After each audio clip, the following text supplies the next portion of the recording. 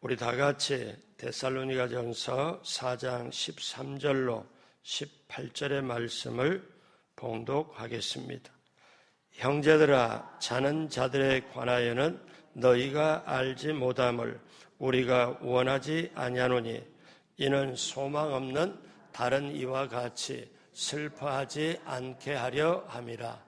우리가 예수께서 죽으셨다가 다시 살아나심을 믿을진대 이와 같이 예수 안에서 자는 자들도 하나님이 그와 함께 데리고 오시리라.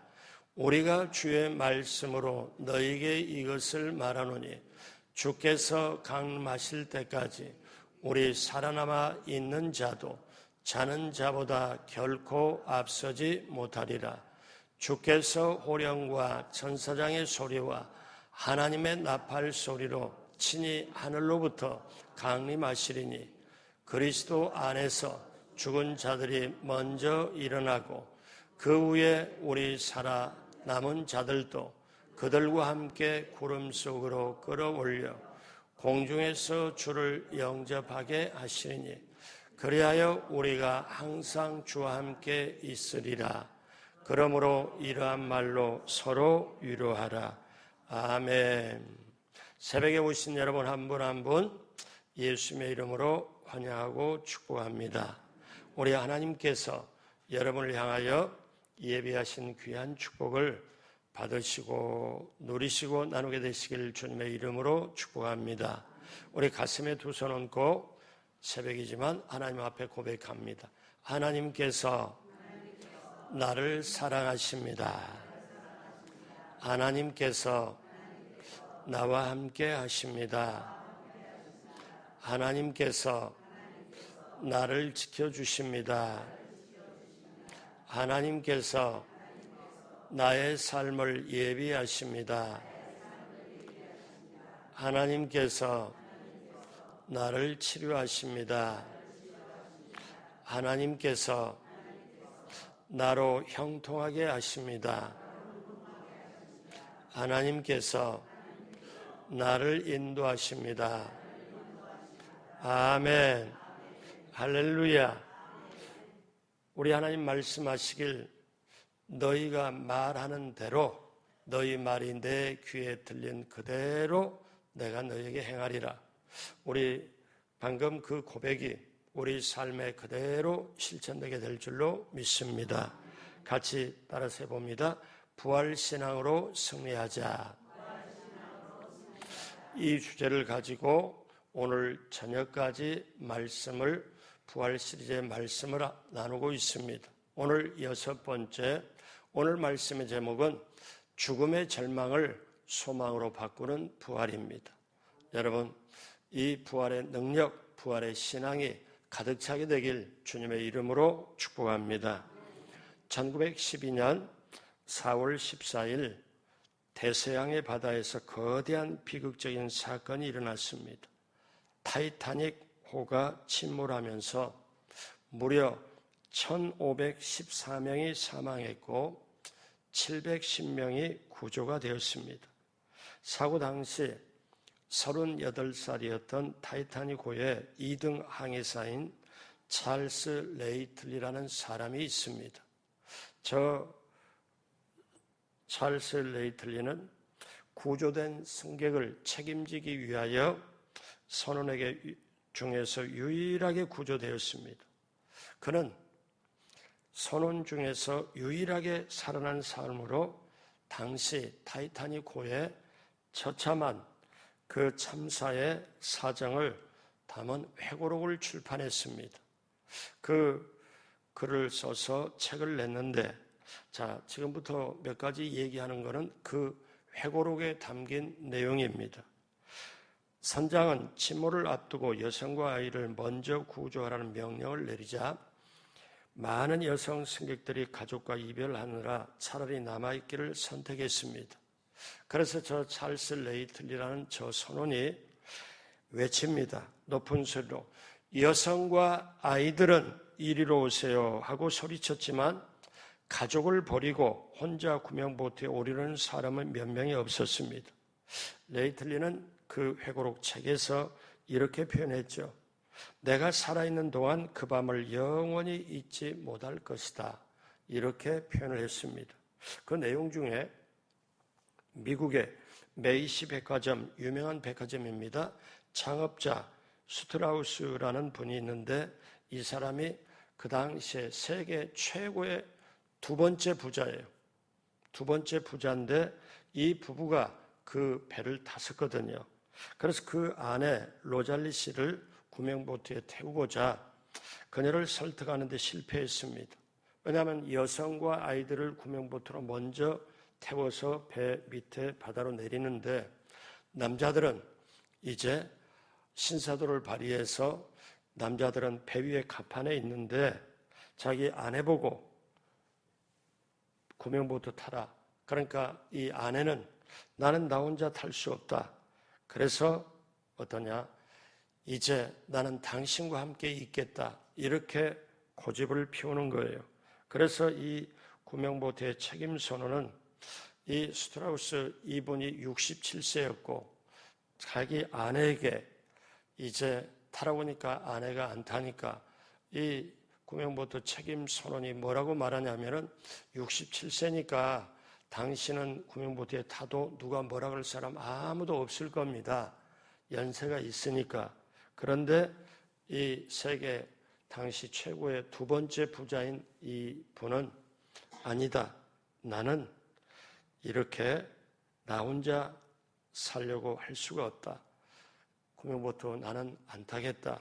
그래서 67세인 이 남편, 63세인 로잘리 아내 손을 잡고 갑판 위에서 최후의 순간을 맞이합니다. 그리고 현재 뉴욕 브롱크스에 뭐라고 이들을 기력해서 이렇게 있냐면은 바닷물로 침몰시킬 수 없던 사랑이라는 글귀가 새겨진 스트라우스 부부의 기념비가 세워져 있습니다. 나중에 타이타닉 생존자들이 710명이라고 그랬는데 그들이 로잔에서 모임을 가졌습니다. 생존자 모임을 가질 때 서로 자기네들 얘기를 합니다. 그때 스미스 부인이라는 사람은 자기에게 자리를 양보한 여성을 회고하면서 얘기를 했습니다. 그 당시 자기 두 아이가 있었는데 어린아이기 때문에 구명보트에 딱 태웠는데 구명보트에 자리가 딱 한정해서 더 이상 탈 수가 없습니다. 자기는 못 타요. 엄마지만 두 아이를 태웠는데 그리고 이제 구명보트가 거기에 다 찼습니다 하고 이제 내리려고 하는데 구명보트에 있던 여성 한 분이 딱 일어나서 밖으로 나오면서 자기 손을 붙잡고 구명보트 안으로 집어넣더라는 거예요. 그러면서 뭐라고 말하냐면은 올라오세요. 아이들은 엄마가 필요합니다. 그래서 두 아이의 엄마였던 자기가 들어가고 한 여성이 자리를 비켜주고 갑판으로 올라가고 그래서 결국 그 여인은 이제 세상을 떠나게 되고 자기는 살아서 그걸 증언하는 거예요. 그래서 그 희생이 너무너무 귀해서 어떤 걸 세웠냐면 이름 없는 어머니 기념비를 세웠어요. 자, 이 밖에도 희생자 중에 많은 사회 저명 인사들이 많았고 가난한 부녀자들에게 자리를 양보했습니다. 타이타닉호의 주요 승무원 중 50명의 구조를 맡았던 유일하게 살았던 2등 항해사 레이틀리 이 사람이 이 모든 것을 회고록에 간증을 하는 거예요. 그런데 나중에 이거를 보고 그 당시 사람들이 이제 갑판 위에서 사람들이 1512명이 바다로 떨어지는 사람, 서로 부둥켜하는 사람 이랬는데 마지막에 서로 들리는 말은 뭐냐면 이 말이었다고 그래요. 당신을 사랑해요. 사랑한다는 말이 그대로 울려 퍼졌다는 거예요. 근데 이거를 보면서 이 찰스 레이틀레라는 저 사람은 자기 회고록의 마지막에 이렇게 적었습니다. 저는 그날 위대한 사랑을 보았습니다. 아주 깊고 감명 깊은 사랑을 그날 보았습니다. 제 평생에 살아있는 동안 그날 밤은 잊어버릴 수가 없습니다. 그러면서 이거를 그 다음에 회고록을 보고 예수 믿는 사람들이 생존자 모임 때 그 다음에 한 말이 있습니다. 그게 뭐냐면 이러한 생존자들의 감동 스토리, 그리고 그들 이면 속에 어떠냐면 죽을 줄 알면서도 자기 자리를 양보하고 사랑하는 사람과 같이 죽겠다고 나서는 그 밑바탕에는 부활신앙이 있었기 때문에 그것이 가능했을 수 있다. 이거를 말씀하고 있는 거예요. 그래서 제가 지금 계속 여기까지 말씀드린 거는 결국 그겁니다. 사람이 죽음을 맞이할 때 그 죽음을, 공포스럽고 두려운 죽음을 이겨낼 수 있는 것은 부활신앙. 그런데 그 부활신앙이 살아있으면, 내가 가지고 있으면, 분명하게 내 속에 붙잡고 있으면 지금 다가오는 죽음이 두려움의 대상이 아니고 절망의 대상이 아니고 오히려 이 순간을 지나서 영원한 세계로 들어가는 소망의 대상이 될 수 있다. 여러분 보십시오. 기독교의 핵심 주제는 죽음의 문제를 해결하는 거예요. 좀 더 가깝게 말하면 기독교는 두 가지 문제를 해결합니다.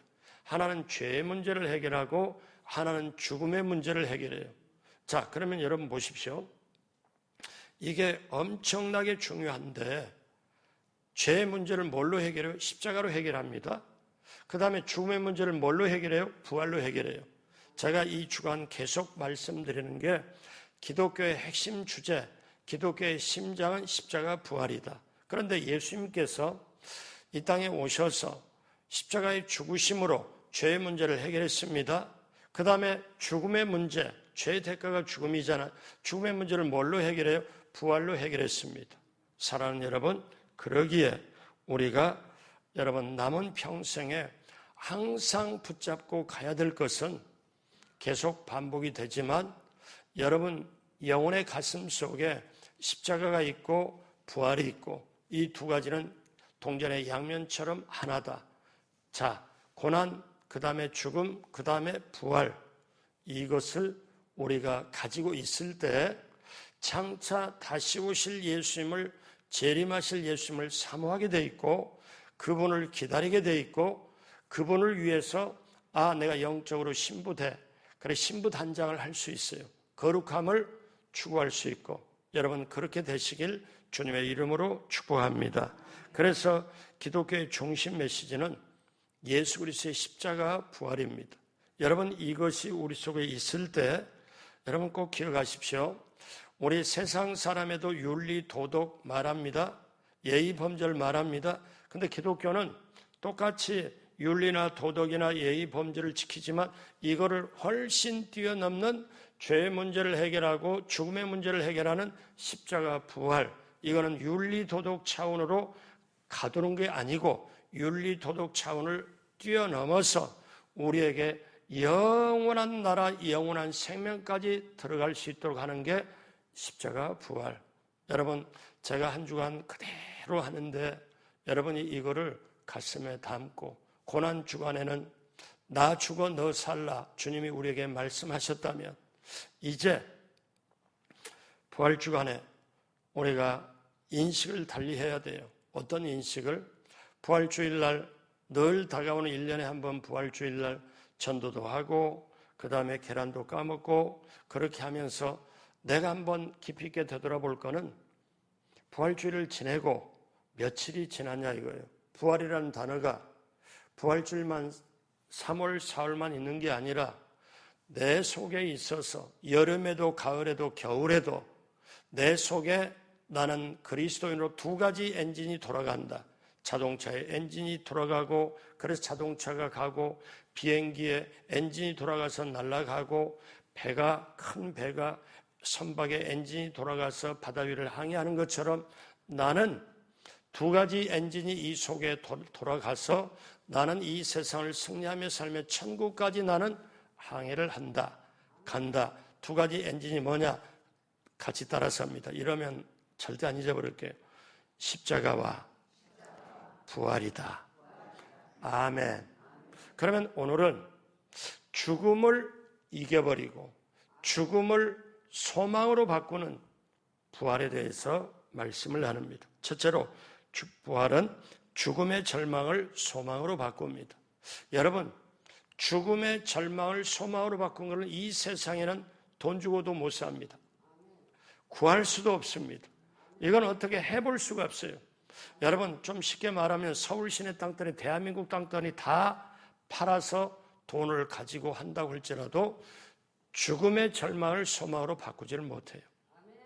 무엇이 가능하냐? 자, 보십시오. 사도 바울은 자는 자, 잠자는 자들에게 말한다고 하면서 부활에 대한 진리를 말씀해요. 오늘 말씀은 여러분 장례 때 종종 듣는 말씀이에요. 근데 이 말씀이 장례식에 가서만 듣는 말씀이 아니라 평상시에 십자가의 고난, 십자가의 죽음, 부활, 이거를 살아있는 사람은 예수님의 재림을 사모하고 예수님 그 신부됨을 너무 소중하게 돼서 세상도 이길 뿐만 아니라 그 속에 어떤 게 있냐? 주님을 사모하는 마음이 있고 이 세상에 결코 죽음을 두려워하지 않는 것. 사도 바울이 뭐라고 말씀하냐?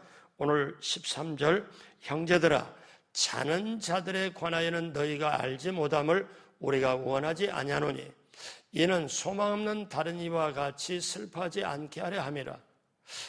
한국어 번역을 좀 어렵게 좀 해놨어요. 쉽게 이렇게 말하면 될 텐데, 형제들아 자는 자들에게는 너희가 깊이 알기를 원한다. 이렇게 하면 한국말이 굉장히 쉬운데 알지 못함을 우리가 원하지 아니하노니, 집중하지 않으면 이게 무슨 말인고, 이렇게 지금 같은 말인데도, 그러니까 저와 여러분들이 죽은 자들, 잠자는 자들의 깊이 알기를 원한다. 알아야 된다. 왜? 소망이 있기 위해서.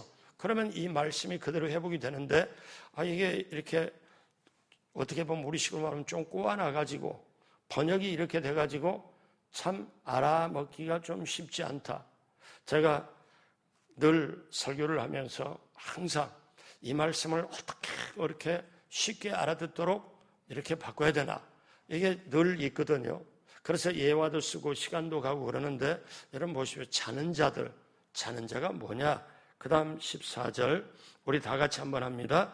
우리가 예수께서 죽으셨다가 다시 살아나심을 믿을진대 이와 같이 예수 안에서 자는 자들도 하나님이 그와 함께 데리고 오시리라. 사도 바울이 마지막 때 이제 예수님 재림할 때 모습을 13절에도 자는 자, 14절에도 자는 자. 그러면 자는 자가 누구냐? 여기서 자는 자는 죽은 사람을 가리켜 표현한 거예요. 죽은 사람을 가리켜서 예수님도 그렇게 표현하셨습니다. 여러분, 나사로가 죽었을 때 예수님이 뭐라고 말씀하냐면 요한복음 11장 11절에 이 말씀을 하신 후에 이르시되 우리 친구 나사로가 잠들었도다. 그러나 내가 깨우러 가노라. 예수님은 지금 죽은 지 나흘 되는, 사람들은 죽었다, 장례를 지냈다, 지금 무덤 속에 있다, 그것만 생각하고 슬퍼하고 있는데 예수님은 뭐라고 말씀? 내 친구 나사로가. 여러분, 이 표현 방법이 그 예루살렘 성전 성 밖에 베단이라는 가난한 사람들이 사는 마을에 예수님이 종종 예루살렘 성전에 들어왔다 나오시고 베단이 거기서 잠을 주무시고, 이 나사로, 마르다 마리아 굉장히 친근감이 있었거든요. 실제적으로 친했거든요.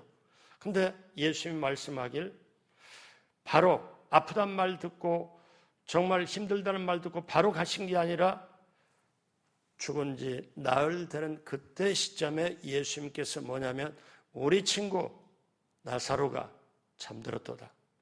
그러나 내가 깨우러 가노라. 예수님도 죽은 사람을 자는 자, 잠잔다고 얘기를 해요. 여러분, 이게 굉장히 중요한 표현입니다. 여러분 보십시오. 자, 세상 사람들은 사람이 가면 죽었다, 가셨다, 돌아가셨다, 운명을 다하셨다, 숨졌다. 저는 예전에 연세대 외국어 학당에서 이 미국 사람이 와서 한국말을 배워요. 그 코스가 있거든요, 외국. 그리고 여의도 순복음교로 오셨어. 그래서 한국말을 좀 떠듬떠듬, 이제 한국말을 처음 배우니까 떠듬떠듬 배웠다가 조금씩 이렇게 하는데 그 사람은 영어가 훨씬 편리하죠. 근데 그분이 저한테 하는 얘기를 듣고 제가 처음 아는 게 있어요. 이 사람이 상당히 많이 배운데 한국말을 배우려고 했는데 이 지구촌에 한국 용어처럼 죽었다는 표현이 이렇게 다양한 거를 자기는 처음 알았대. 여러분 충청도 뭐라고 해요? 가시오. 그러면 끝나지. 한마디면 끝나. 어디 그냥 간단하게 갔다 죽었다 숨졌다 운명하셨다 돌아가셨다 뭐 여러 가지 그 외에도 표현이 있겠죠. 근데 세상은 그렇게 표현하지만 여러분 이게 중요합니다. 중요하다고 목사가 중요하며 두 번, 세 번 강조하면 진짜 중요한 건데 자는 자고 죽은 자하고 여러분이 구분이 좀 되어 있으면 좋겠어요. 왜냐? 죽은 자는 죽었다 하면 우리식으로 생각하면 끝났다는 거예요. 근데 잠잔다는 거는 잠다는 거는 뭘 전제로 하냐면 깨어난다는 거를 전제를 하고 말하는 거예요. 그러니까 죽었다 하면은 희망이 없지만 잠자는 자에게는 희망이 있습니다. 왜? 깨어날 소망이 있거든요. 그러니까 저와 여러분들이 예수님 안에서 죽으면 예수님 안에서 깨어나 잠을 자기 때문에 깨어나기 때문에 요한계시록에는 주 안에서 죽는 자가 복되도다. 그렇게 말씀을 해요. 이게 믿어지면 죽음이 두렵지 않습니다. 그러니까 예수님께서 부활하셔서 잠자는 자들의 첫 열매가 되신 것은 우리에게 부활을 될 수 있다는 희망을 넣어주시기 위해서 실제로 우리도 부활하기 위해서 그래서 여러분 신앙에도 수준이 있습니다. 성숙한 수준은 죽음의 문제를 만났을 때 그 앞에서 흔들리지 않고 죽음의 문제를 만났을 때 흔들리지 않고 죽음 너머의 부활을 바라봐요. 이게 소망인 줄로 믿습니다. 그러니까 세상에는 두 가지 어떤 거냐? 죽음을 절망으로 보는 사람이 있고 죽음을 소망으로 보는 사람이 있다는 거예요. 죽었다 거기에 갇혀버리면은 끝났다 생각하고 그래서 절망을 갖는데 죽음 너머에 부활이 있음을 깨닫는 거 그리고 믿어지는 거 그래서 이 죽음을 초연하게 갈 수 있는 이게 부활신앙이에요. 여러분 부활신앙이 우리에게 살아있으면 죽음까지도 두려워하지 않고 넘어갈 수 있다면 이 세상에 많고 많은 문제, 크고 작은 문제가 아닙니다. 왜? 같이 한번 따라서 합니다. 문제보다 내가 더 크고 나보다 하나님께서 훨씬 크시다. 아멘. 이것을 우리가 내 속에 가지고 있으면 어떤 문제를 만나서 그 문제 앞에 쫄거나 거기서 넘어지거나 자빠지거나 거기서 낙심, 좌절, 두려움, 절망, 탄식을 하는 게 아니고 그래서 부활신앙이 그토록 중요한데 어떠냐면 부활신앙이 살아있지 못하니까 계속 죄에 대해서 자기 시험이나 유혹이나 이렇게 넘어져가고 왜?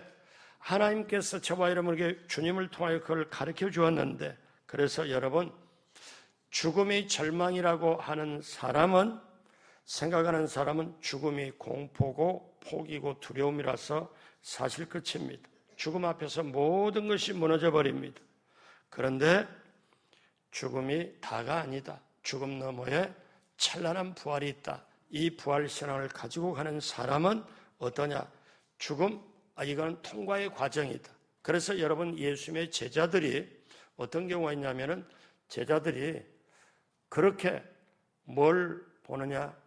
죽음을 불사하고 순교할 수 있었던 게 그게 어떻습니까? 이 죽음, 이 고통, 요 순간을 지나면 부활이 있는데 주님의 부활이 있는데 나도 부활되는데 이게 믿어지면 순교할 수 있고 이게 믿어지면 죽음을 담당하게 이겨낼 수 있다는 것입니다.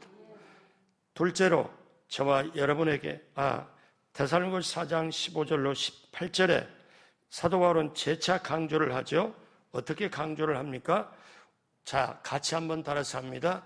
우리가 주의 말씀으로 너희에게 이것을 말하노니 주께서 강림하실 때까지 우리 살아남아 있는 자도 자는 자보다 결코 앞서지 못하리라. 16절 주께서 호령과 천사장의 소리와 하나님의 나팔 소리로 친히 하늘로부터 강림하시리니 그리스도 안에서 죽은 자들이 먼저 일어나고 그 후에 우리 살아남은 자들도 그들과 함께 구름 속으로 끌어올려 공중에서 주를 영접하게 하시리니 그리하여 우리가 항상 주와 함께 있으리라. 그러므로 이러한 말로 서로 위로하라. 여러분, 이 말씀이 그대로 저와 여러분에게 적용되길 주님의 이름으로 축복합니다.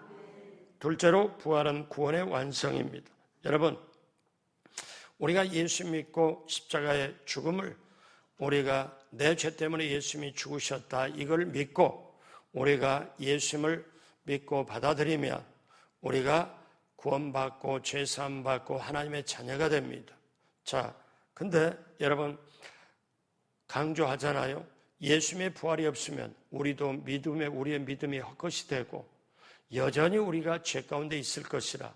자, 그러면 예수님의 부활을 믿어야, 예수님이 죽었다 살아나신 그 부활을 믿어야, 자, 믿음이 있느냐 없느냐 하는 것은 확실하게 검증이 되는 건 부활 그 자체입니다. 그래서 부활을 믿지 않는다면 어떤 것도 소용이 없죠.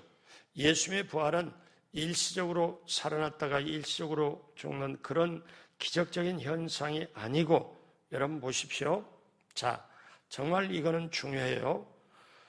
제가 이 부활 설교를 준비하면서 시리즈로 계속하면서 제가 바라는 소원이 있다면 이 부활 신앙이 우리 성도들의 가슴 속으로 들어갔으면 좋겠다.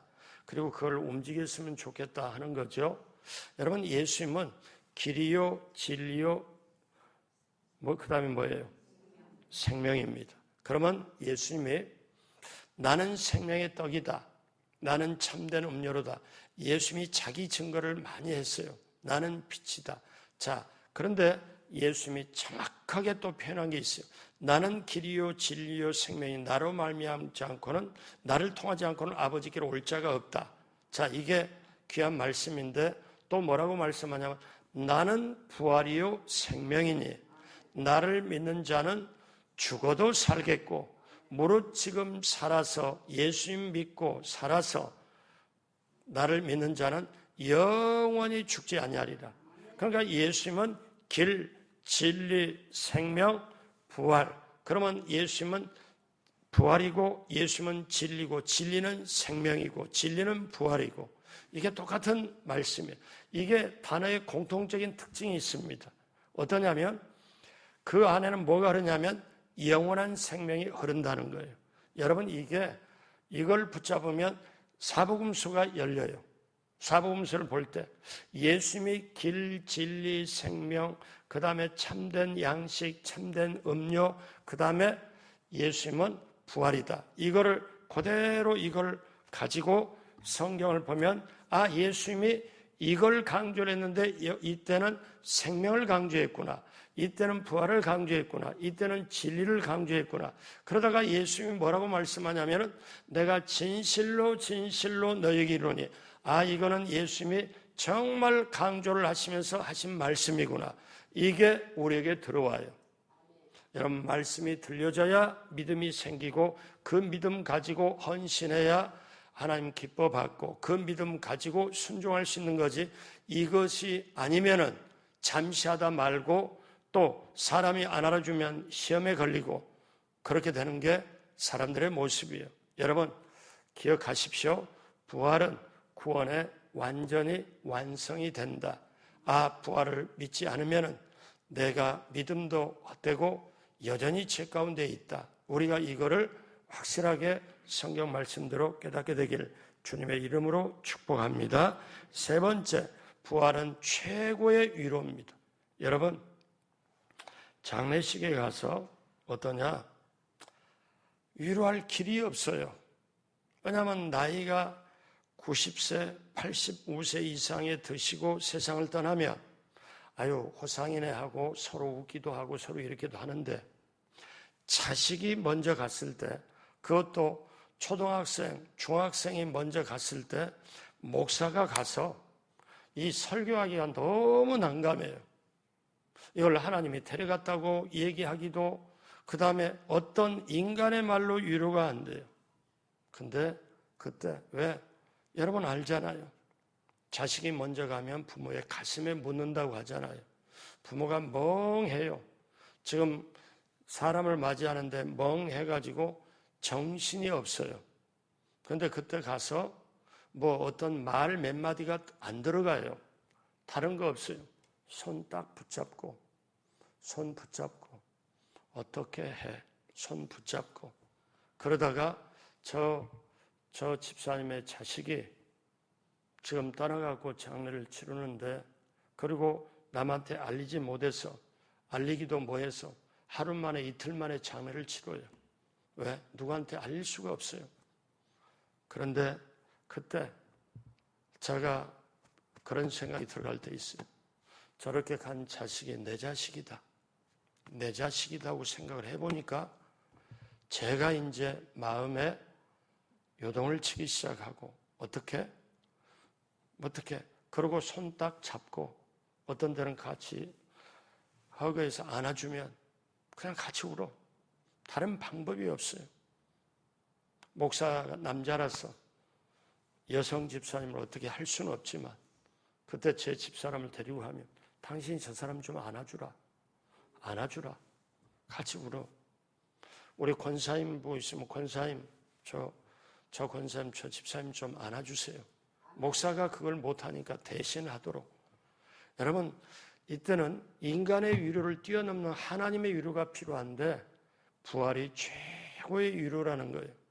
여러분, 오늘 말씀에 이제 오늘 마무리하면서 사도 바울이 어떠냐면, 마지막 때 이제 예수님이 재림할 때 모습, 자는 자 말씀하면서 공중으로 우리 살아있는 자가, 그 당시 말할 때 살아있는 자가 먼저 죽은 자보다 결코 앞서지 못한다. 그래서 예수님 공중에 이제 오실 때 먼저 예수님 잘 믿고 무덤에 죽었던 자들이 먼저 일어나고, 그 다음에 살아있는 자가 그 다음에 나중에 공중으로 끌어올려 이제 우리 주님 오실 거를 맞이하고 공중에서 혼인잔치를 하게 됩니다. 예수님은 신랑으로, 우리 모두는 신부로. 자, 그런데 그때 이걸 가지고 데살로니가 그 성도들에게 위로를 보내고 이렇게 했을 때, 너희가 지금 힘드냐? 너희가 지금 어려우냐? 너희가 지금 고통 중에 있냐?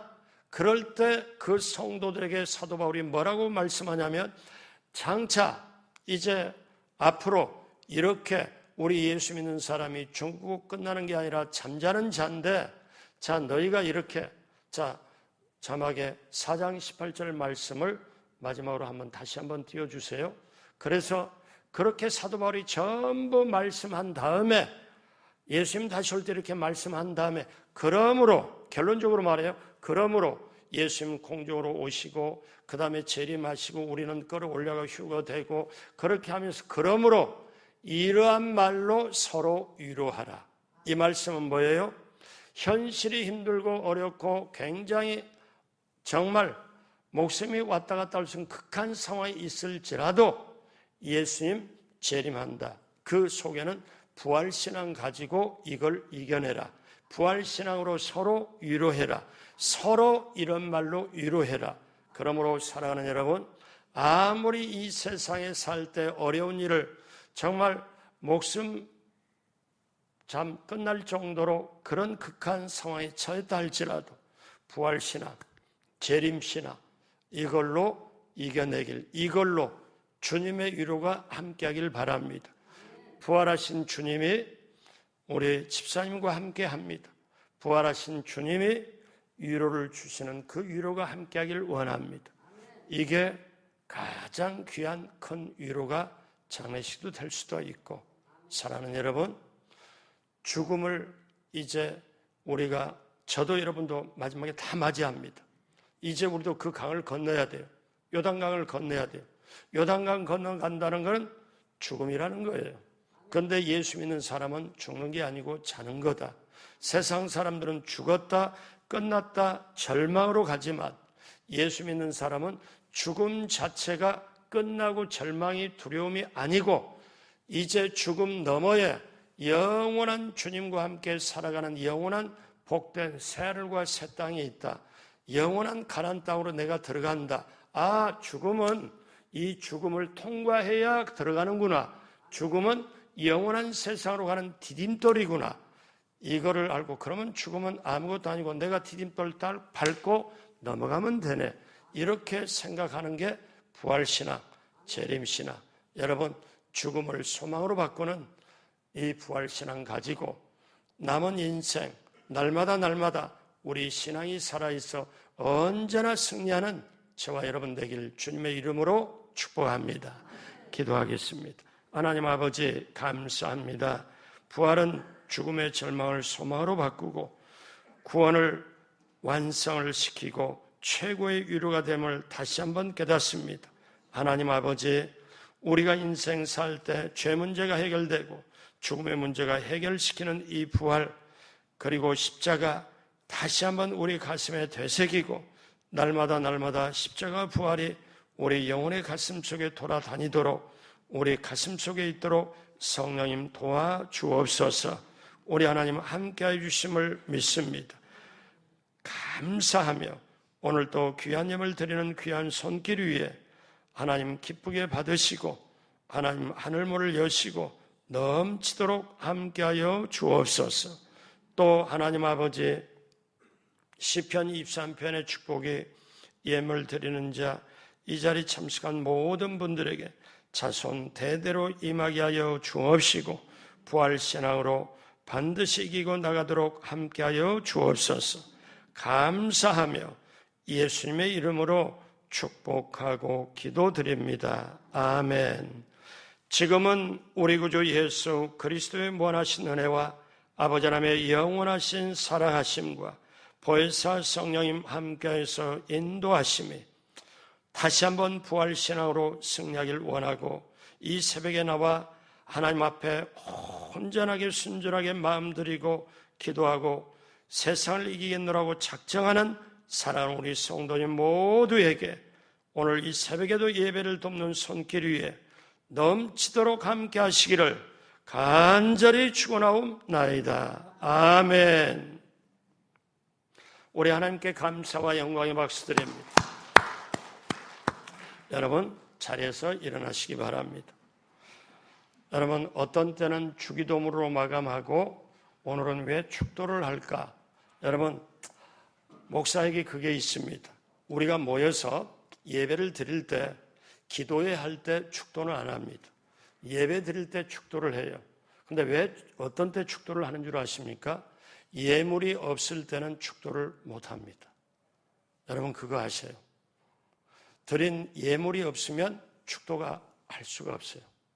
목사가 가지고 그걸 이렇게, 그러니까 어떤 때는 저렇게 하나 어떤 때는, 근데 매일매일 월요일부터 그대로 축도를 해도 되지만 평상시 우리가 그냥 새벽에 오기 때문에 주기도문을 하고, 근데 마지막 날은 이렇게 금요일날 새벽 2주간 마지막이잖아요. 그래서 축도를 하는 거고, 예물들 만약에 예물이 전혀 없다 그러면 축도는 생략하고 축도하는 게 아니거든요.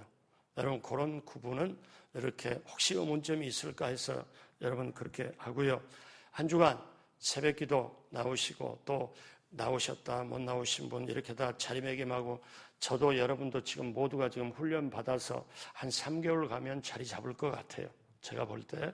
자, 우리 모두를 위해서 박수 한번 하도록 합니다. 승리하는 박수. 자, 여러분 문제, 기도 제목, 그 다음에 마음에 소원이 있으면 내가 이 문제 해결받으려 가슴에 손 얹으시고 아픈데 손 얹으시기 바랍니다. 제가 일일이 안수했으면 좋겠는데 안수 단체로 지금 안수하는 마음으로 지금 제가 여러분께 기도를 해드리겠습니다.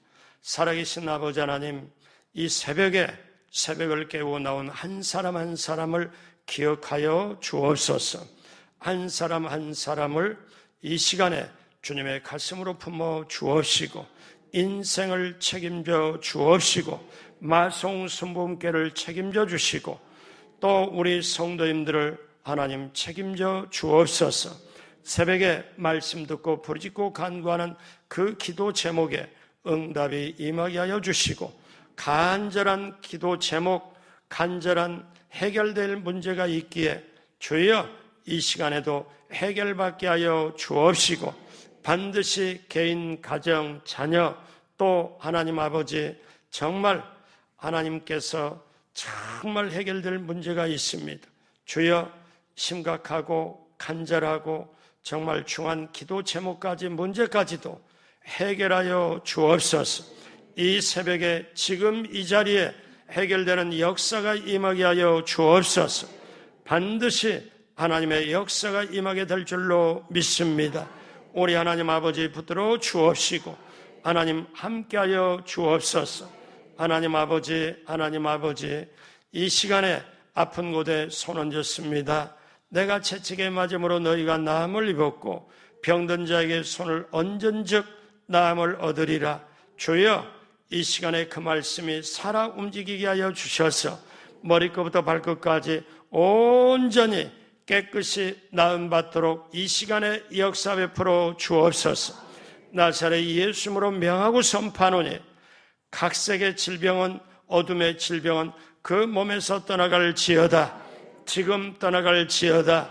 이 몸과 마음은 예수님의 피값으로 산 하나님의 귀한 자녀이므로 어둠의 세력, 어둠의 질병 너와는 상관없음을 선포하노니 몸에서 오장육부 사지백체에서 마음과 영혼에서 떠나갈지어다.